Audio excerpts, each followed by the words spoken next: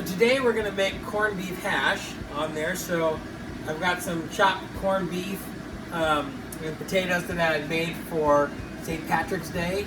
Stuck it in the freezer, and now I took it out, defrosted it. So we're ready to make our corned beef hash for brunch today. So here you can see, I'm just gonna go and scoop it out, put it onto the cast iron skillet. Get that nice sear.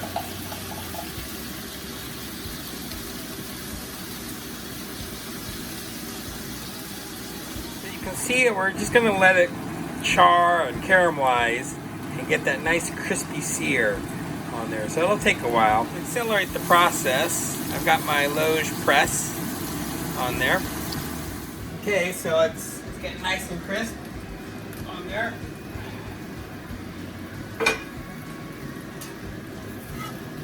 Just gonna toss it a little bit.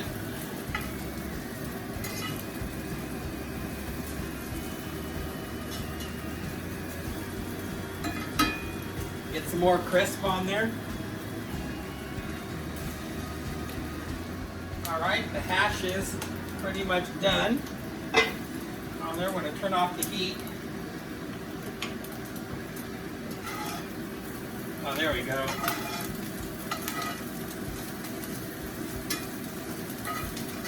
Alright, and we're going to plate this.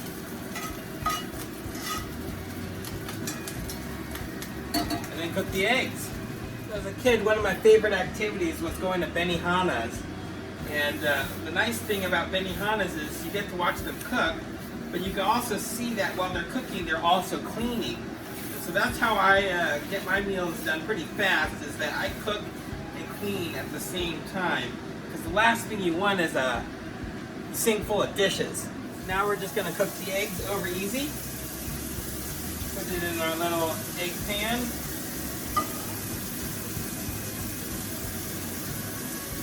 Let it cook.